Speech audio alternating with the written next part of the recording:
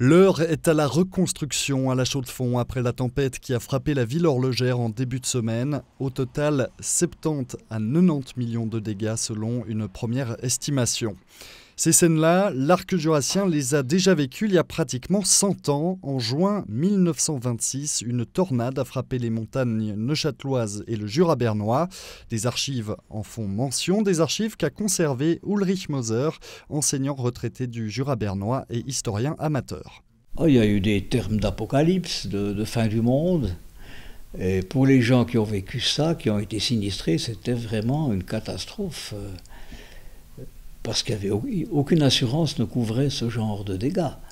Donc une ferme détruite, c'est une vie détruite, c'est recommencer à zéro. Et c'était vraiment une catastrophe financière et personnelle dont on peut difficilement avoir une idée aujourd'hui.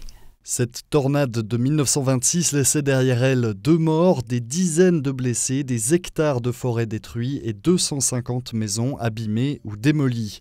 Les journaux de l'époque ont d'ailleurs rendu compte de ce cataclysme.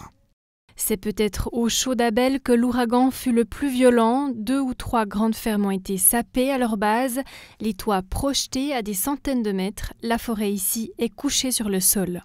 La Chaux d'Abel, la ferme devant l'école.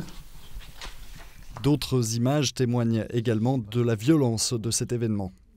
Ici, vous avez 6 vaches tuées par l'ouragan qui sont ensuite transportées en ville de La Chaux-de-Fonds comme un cortège funèbre. À l'époque, c'est la campagne qui a été touchée, aujourd'hui la ville.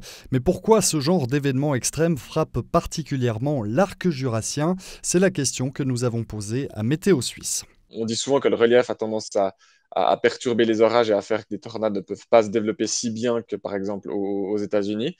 Par contre, à force est à constater que sur l'arc jurassien, ça se fait quand même relativement souvent, entre guillemets. Et une des raisons, ça peut être en fait que pour avoir la formation d'une tornade, il faut que la base nuageuse soit relativement proche du sol. Étant donné que forcément le Jura, c'est en altitude, on est plus proche de la base nuageuse et donc on a déjà des conditions plus favorables pour former une tornade. En 100 ans, de grands progrès ont été réalisés dans la détection des tempêtes et des orages, mais malgré les radars atmosphériques, il n'est toujours pas possible d'anticiper la violence des éléments naturels.